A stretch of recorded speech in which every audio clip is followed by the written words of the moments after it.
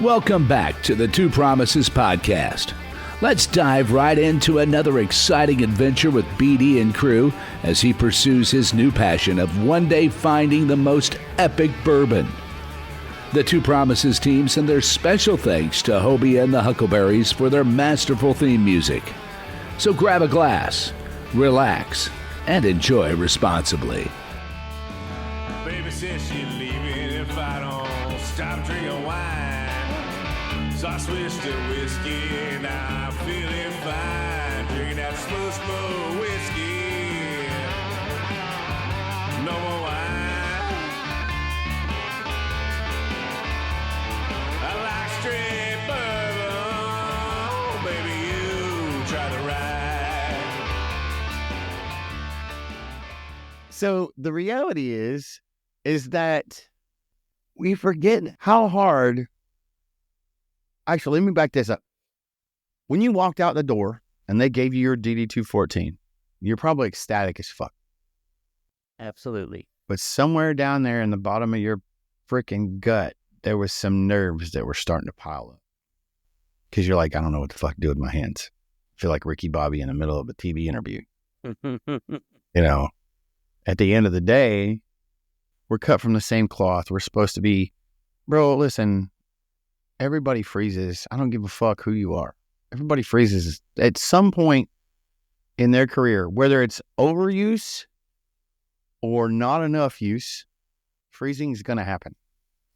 What happens when a SEAL for a freaking 15-year SEAL doesn't operate or never touches a freaking weapon for 15 years after he walks out the door? You think he's going to be as proficient as he was back in the day?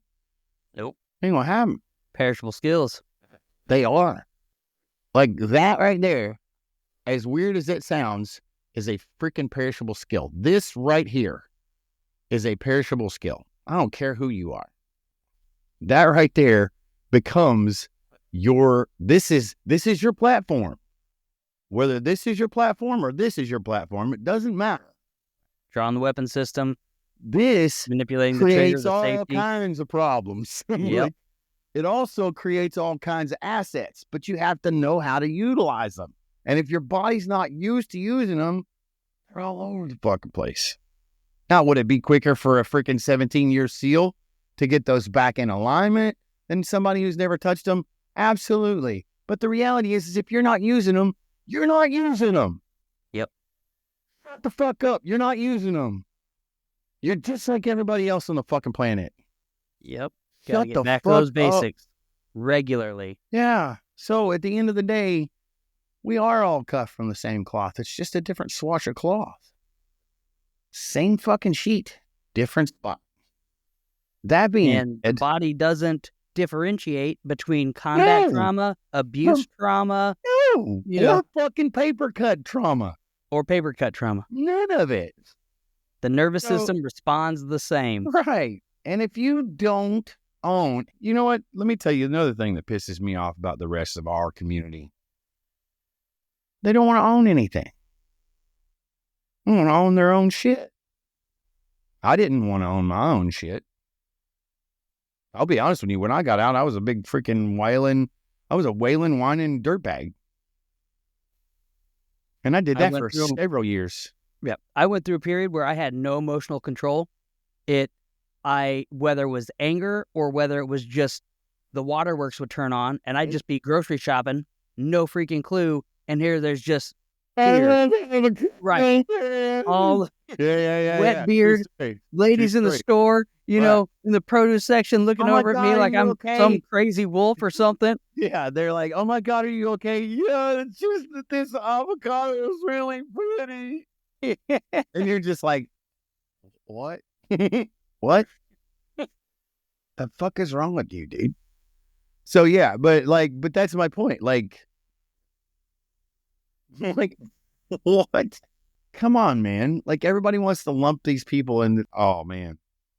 This is why I love doing these podcasts, because I learn more here about where I'm at in my own head than me giving you guys information.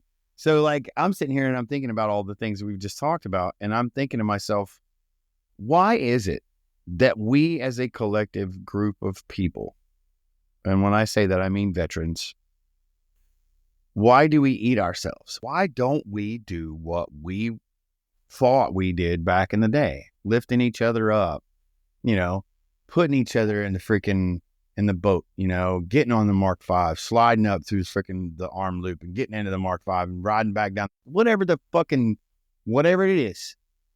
You get on a fucking circ or whatever. Hey, get your boy out of the water. Let's get him in the fucking boat. Let's get him out of the house. Right? Like we thought we were doing that with each other. But what we don't realize is that you were doing it for a fit rep. I was doing it for a fit rep or an eval, one of the two. And that was the reason that we advanced or didn't advance. And there were incentives to put us in place and all these other things. And those are all very valid. And those incentives are really good for what they did. But don't think for a moment that you chose something other than stability. You know what I mean? Something other than structure. Because just because the UCM, and this is why I wanted to come back to the whole UCMJ thing. When you come back to the whole UCMJ thing, and we've learned and we've talked about the fact that not every veteran is a solid piece of gear, because some of them are just shitbags. The only thing keeping people structured is their choices. You see where I'm going with this? Yes. So Uncle Sam provided structure, but you still had to choose to use it. And if you choose to continue to use structure on the outside, the only difference is you have to figure out what structure you want to use. Because there are plenty of structures. It's no different than, let's say, starting a nonprofit, because everybody wants to start a nonprofit, right? Like, why do you want to start a nonprofit? I want to help people. Okay, what is it about the nonprofit you want to use it to help people with? Well, I want people who are dealing with financial burdens to not have to have financial burdens. Okay, cool. All right. So you're going to raise money. And are you going to have any programs? Well, we're thinking about doing a couple programs, but it'll probably just start out as a volunteerism program. All right, cool. Community, volunteerism, working for a purpose. So what did you do right there with yourself in that whole scenario? I decided that I was going to follow what's called Robert's Rules, which is basically the forum for any board or nonprofit, which comes out of the Masonic Lodge, might I add. Right? So Robert's Rules that's how every board is ran. There has to be a president, a secretary, and a treasurer at the minimum. You have to do minutes. You have to meet once a month. And you have to be completely transparent. Those are the rules. Those are the rules by which you guide. Now, Uncle Sam had an entire UCMJ. One of my favorite articles, 192. And then no other reason that it's 192 articles. It's the 192nd article. There are a lot of articles in that fucking book. So are there a lot more rules to abide by? Yeah. But the UCMJ is not really a rule book. Because if you're already a moral person, you won't need to worry about the UCMJ. You just won't. If you're already a moral person, the UCMJ is just kind of like an emergency brake. You know what I mean? Like you only use it when you need it. Right? So now we go back and I know this is deep as shit, but now we go back. Now the UCMJ was so much thicker than just the covenants of creating a nonprofit. So what did you choose? You chose a big set of rules. You decided to take a small set of rules over a big set of rules. So you've taken these smaller rules and you've removed yourself from this moral structure. You're still running a structure, but you've chose the structure you wanted to run. Does that make sense? Yes. So now, if you choose that you just want to do the most simple shit in the world, then realize that you are going to be viewed as one of the most simple-minded motherfuckers on the planet. And if you're cool with that, why do you care? Why do you care? And if you're not okay with that, why don't you change it? It's all perspective. All perspective. Everything in life is perspective. You go back to the Bible, and you can take every story in that Bible. Let's take Sodom and Gomorrah. Abraham was told to leave Sodom or Gomorrah, one of the two, and they were told to never look back. One woman looked back. One woman looked back. Now, was she not told to look back? She was told. Yeah. God said, don't look back. You probably shouldn't look back. She looked back. Now, can you blame that on God? You can. You can be like, God, why did you do that? It was just a brief look. Well, I told you not to look back. You chose with your free will to look back.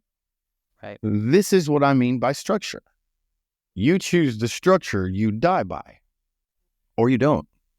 But if you want to do something cool and important, just do it. The only person stopping you is you. Period.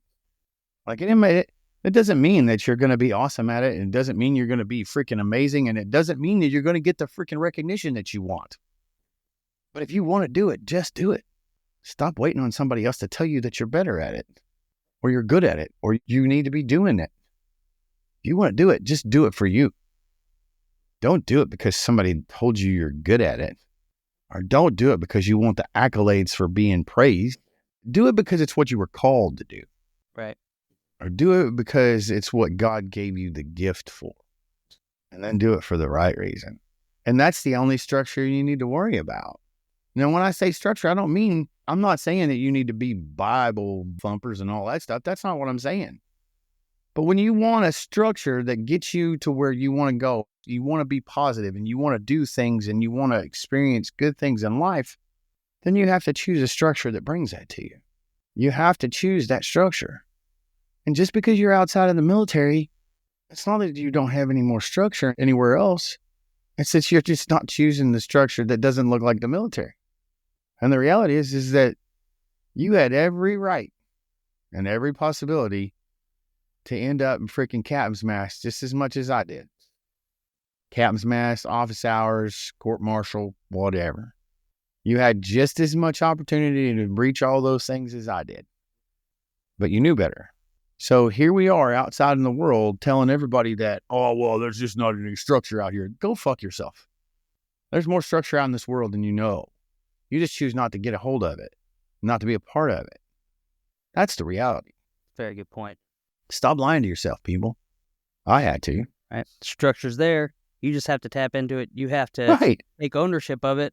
Nobody's going to do it for you. You're not going to get drug out of your barracks because you slept in or whatever, and somebody's going to hold your hand to get you to formation. Who came down to X Division and pulled you to freaking medical before you got fucking your ass reamed? Anybody? No.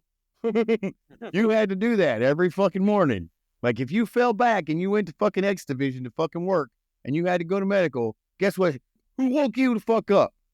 You woke up. Because you didn't want to end up in a motherfucking hole. Right. Tell me I'm wrong.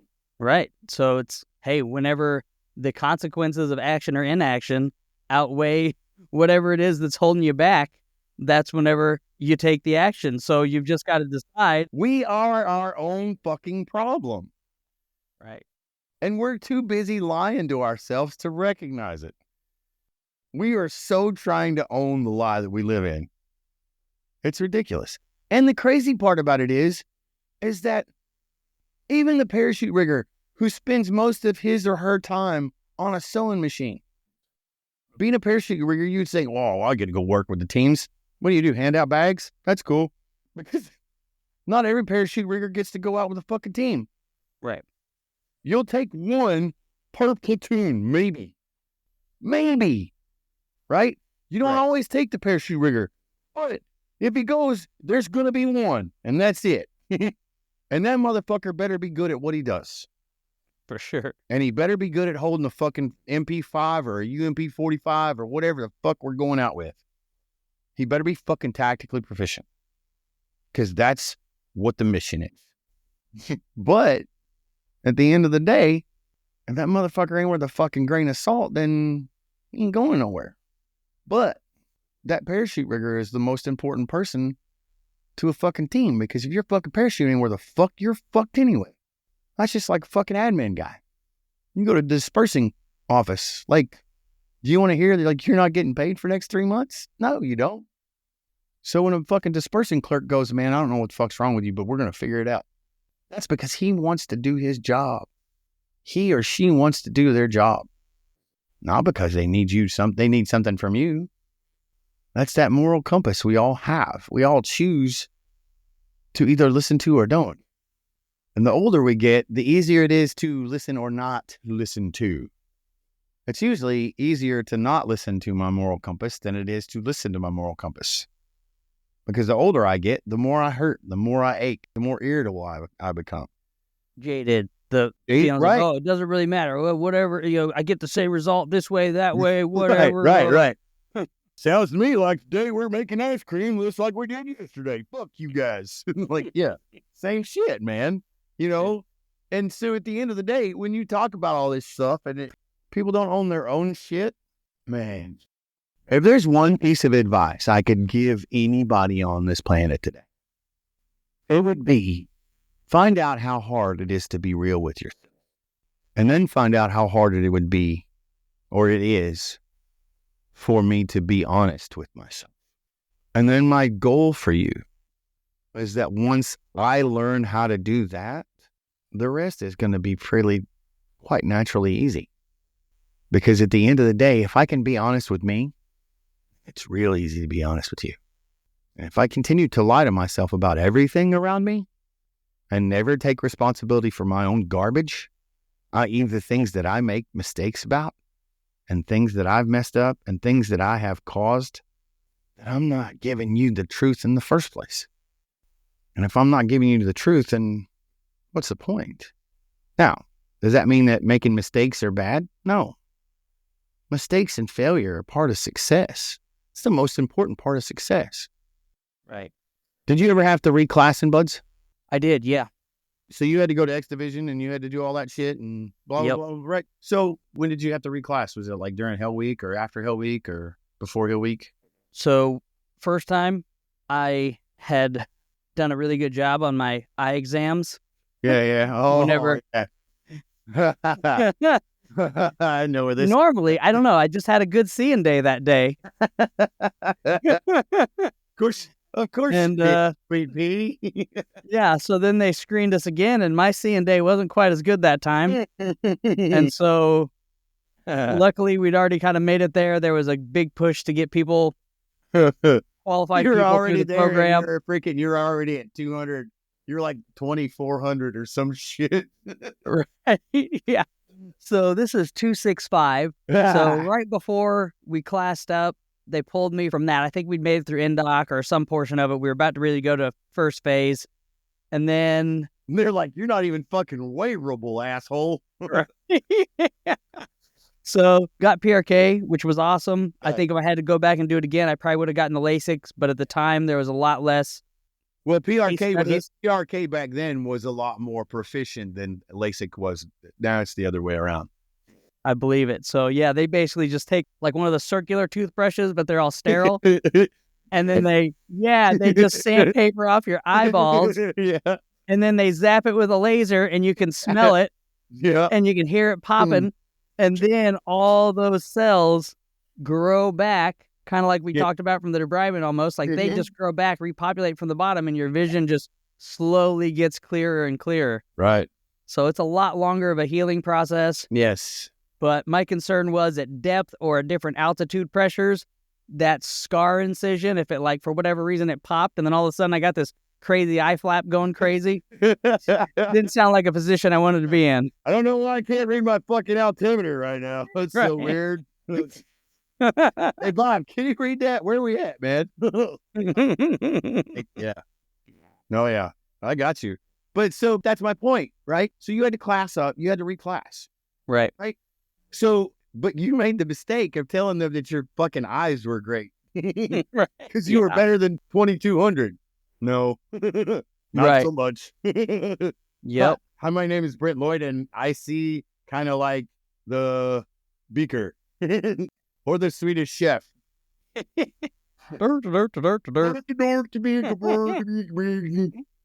So the mistake is that you gave them bad information. You got caught. You didn't think you were going to get caught because you thought it was just going to be cool. You got caught. Got caught. You handle it like a man. You had to go to X Division.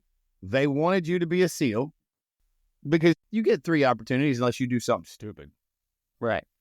They have all kinds of boards. You get three physical. opportunities every time you go to Buds. You get 3 opportunities before they remove you from Buds. And then you can come back, but you have to earn it. Right? So we know that. We all know that. But so you get an opportunity to get your eyes fixed. You spend what? 6 months in X Division? Somewhere around there. Yeah. 6 to 8 months, probably. Yeah, 4 to 6, yeah. Yeah, 4 to 6, maybe 8 months total. Maybe, yeah. Did you go right back to the class period, or did you have to go back, start the class over? Yep, restarted the class. So they have different kind of test gates. So back day 1 with NDOC.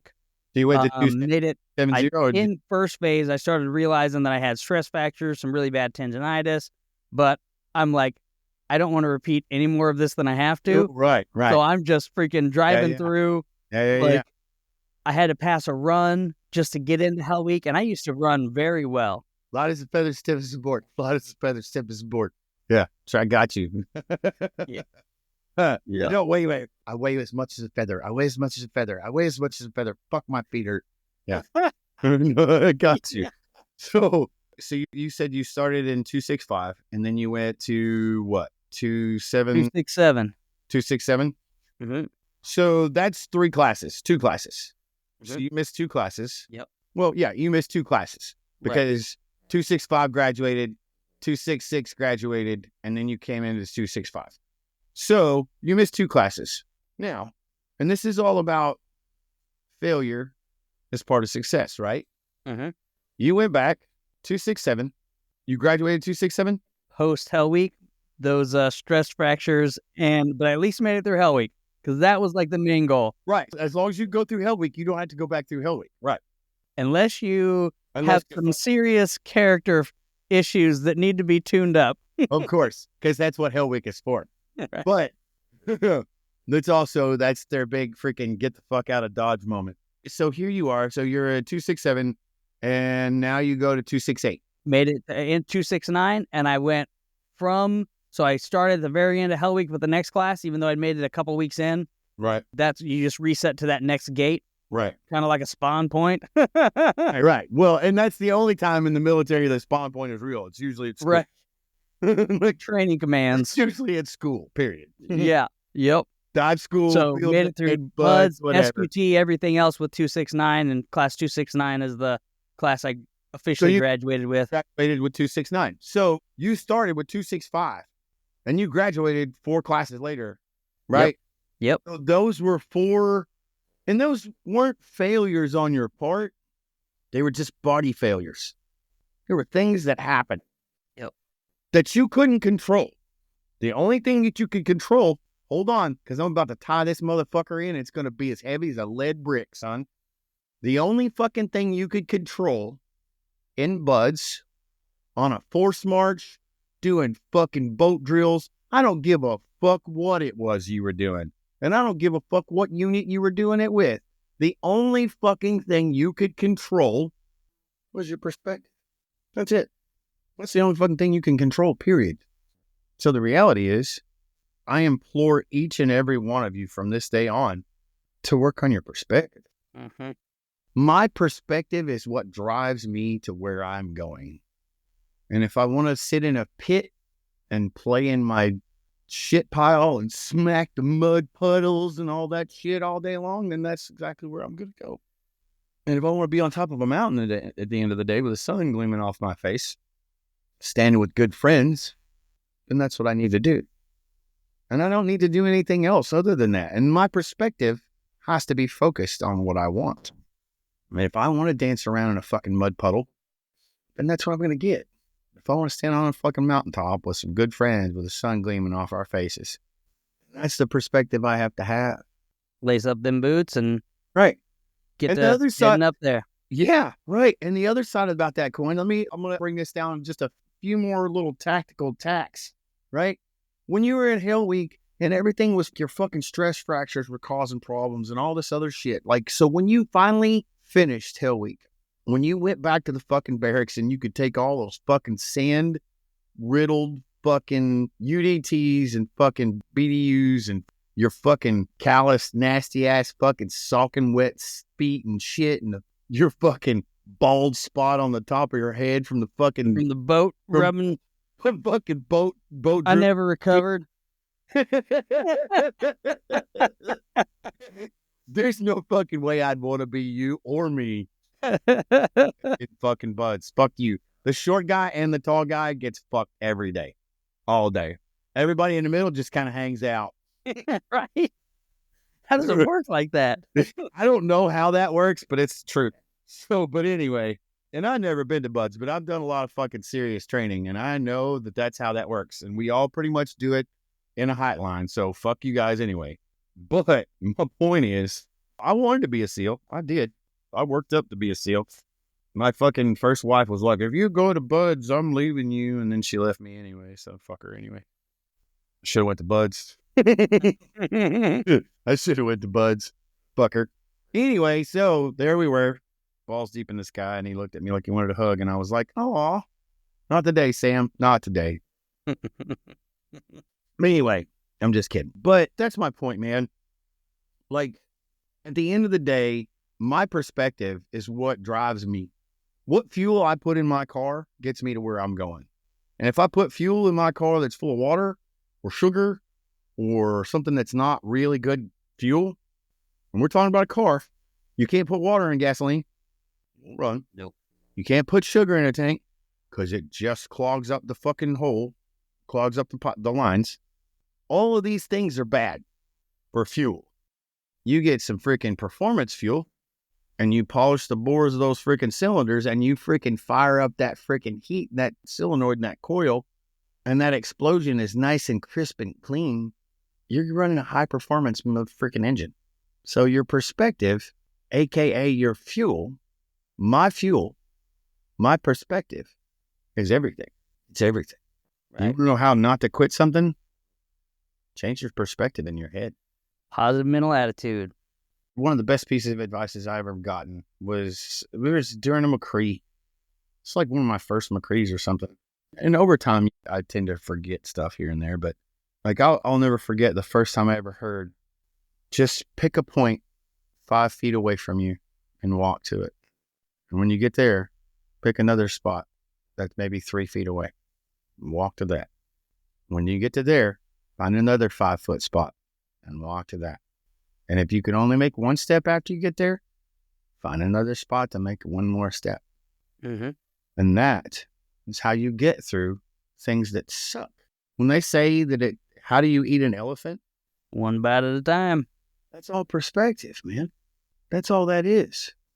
That's all that is. How do you eat an elephant? Oh my God, that's fucking huge. That's thousands of pounds of meat. Well, if you do it right, you eat that whole elephant. But you got to do everything you got to do to eat that whole elephant. And it really only starts with one bite. That's perspective. And we've gotten so bad with perspective that we don't even use perspective anymore. Perspective is where we're standing. And we're so much smarter than that. Right. We're so much smarter than that. We just choose not to be. Isn't that sad? Yeah. I mean, it's super sad, and it's almost like, in some ways, with all of the external stimuli that goes on, whether that's what you're getting through your phone, the news, all the alerts, all of a sudden, you're just surrounding yourself with negativity, and you're almost trapping yourself in that emotional response instead of lifting those eyes up beyond those external stimuli that are plaguing you, that are attacking you, and saying, okay, yes, this is what's going on, sure, but what can I see beyond that? Where am I going regardless of this stuff that's kind of bombarding me? And being able to pull yourselves out of that emotion is huge, and I think that's what... Say that again. Being able to pull yourself out of the emotions is huge, and I think there's a lot of young people now that they're not developing those skills for one reason or another. Nobody's ever taught them. I don't know. Like, so how old are you, Brent? Almost 39. Oh my God. Holy fuck, you're a young kid. I mean, you're in your 40s. You're almost 40. You're Gen Z, aren't you? 86, born in 86, April. Coming around in about a month. Yeah, so you're Gen Z-ish. You're on the cusp with Gen Z and millennial, whatever. But you still, Gen X, we didn't get any of that shit. We didn't get any emotional support. Nobody got coddled in Gen X. Like, no. And when we raised our kids, what do? We fucked it up because we're like, well, I'm not going to let my kid deal with that. That's just shit. So what did we do? We overcoddled them. And we made them very, very sensitive, which is awesome. Being sensitive to things is cool. But being oversensitive is devastating. Being able to manage them, handle them, and do what you need to do in spite of whatever's going on there. Yeah. Like, no joke, man. Like, at the end of the day, like, what I do can't be governed by my emotions. It has to be, like, my emotions. And it doesn't mean that my emotions aren't real. What it means is that my emotions don't govern me because my emotions are fleeting. My logic is not. Right. My logic is what keeps me on flat ground. My emotions are what makes my dreams soar. I got to keep those two things balanced because if I don't, I can dream myself right into a rock wall. And then I can just sit over there and cry and whine and scream why the yellow man gave me a bad popsicle in the basement. You know, like the yellow man gave me a bad popsicle in the basement because I walked down to the basement with him. Simple. And, you know, and it's not always my fault, but at the end of the day, like my perspective is the only thing I can control. And it's the only thing that I have complete control over. So why not utilize that like it's a special power? Because it is. That's what makes us the highest thing on the freaking food chain in the world. Because we can discern whether or not we need to kill something or not. We can discern whether we want to appreciate something for its beauty or not. And the reality is animals do that as well, but we do it on a higher level. So if it's a superpower. We're all freaking made in God's image. Like, that's legit. That's legit, man. Yep. God gave you a power that only you have. And he gave that to you so that you could use it to do something for the rest of humanity. Mm-hmm. God gave me a gift. And he gave me more than one. And he gave you more than one. He gave us all more than one gift. But my job is to figure out what those gifts are, hone them, and utilize them for his glory. Period. Yep. Just need to take care of my people, man. You broke it down pretty well. I got to take care of me first. If I don't take care of me, I can't take care of nobody. So don't ever get that twisted. Thank you for joining us today on this curious roller coaster of life. If this is your stop, please exit peacefully. Enjoy the rest of your day. If you're ready for another one, just push play. Just a final note before you go. Thank you. And thank you for feeling.